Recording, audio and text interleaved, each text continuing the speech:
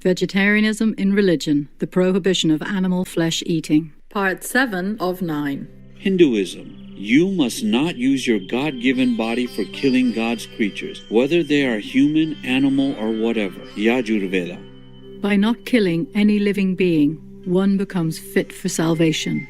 Manusmriti. The purchaser of flesh performs himsa by his wealth. He who eats flesh does so by enjoying its taste. The killer does himsa by actually tying and killing the animal. Thus there are three forms of killing. He who brings flesh or sends for it, he who cuts off the limbs of an animal, and he who purchases, sells, or cooks flesh and eats it. All of these are to be considered meat eaters. Himsa means violence. Mahabharata Anusasana Parva.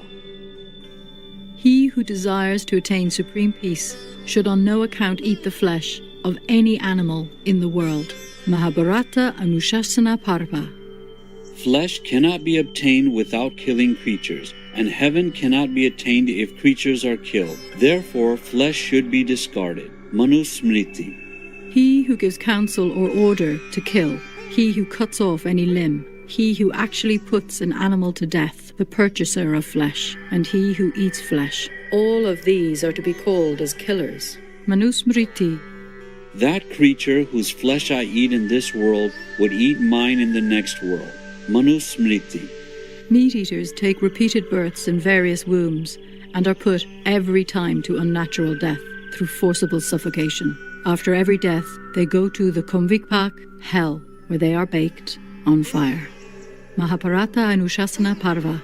The sins generated by himsa curtail the life of the perpetrator of himsa. Therefore, those who are anxious for their welfare should abstain from meat eating. Himsa means violence. Mahabharata Anusasana Parva.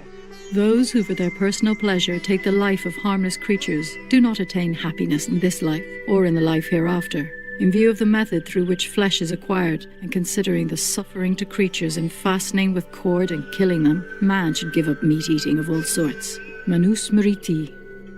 Prajapati says that eating meat of any sort is a great evil, and abstinence from doing so is highly meritorious.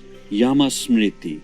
He who desires to augment his own flesh by eating the flesh of other creatures lives in misery, in whatever species of beings he may take his birth. Mahabharata Anushasana Parva.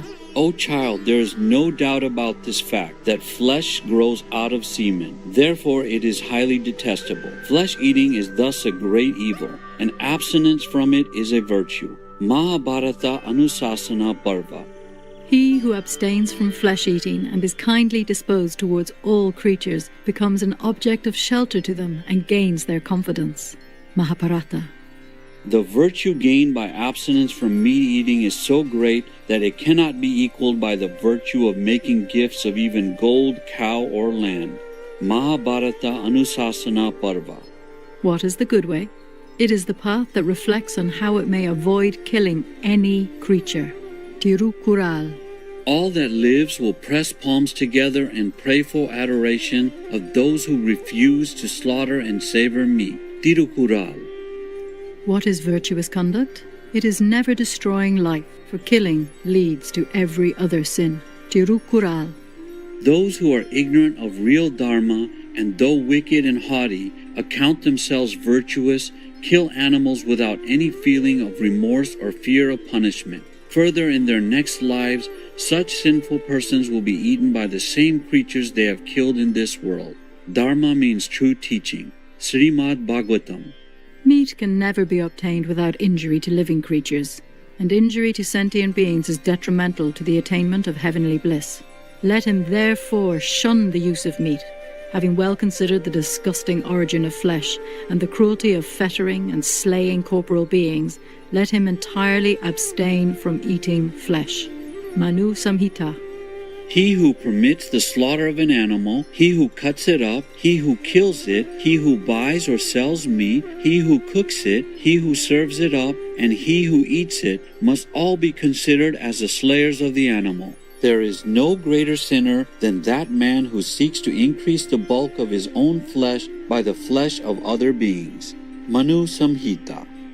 By subsisting on pure fruits and roots, And by eating food fit for ascetics in the forest, one does not gain so great a reward as by entirely avoiding the use of flesh. He will devour me in the next world, whose flesh I eat in this life. The wise declare this to be the real meaning of the word flesh.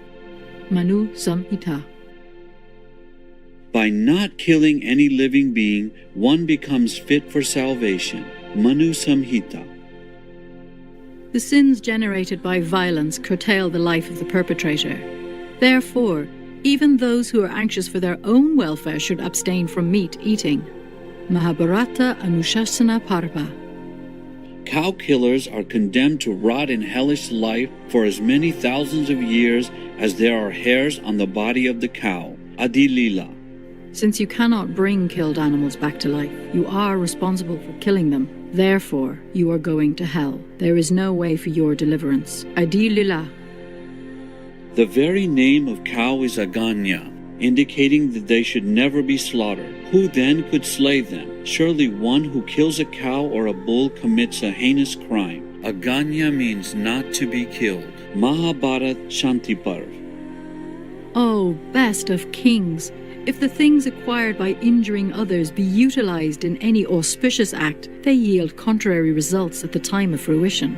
Devi Bhagavatam. Since, O thou of great splendor, the period of life is shortened of persons who slaughter living creatures or cause them to be slaughtered, it is clear that the person who wishes his own good should give up meat entirely. Mahabharata. Etc. These are just some examples. For more details, please log on to suprememastertv.com/scrolls.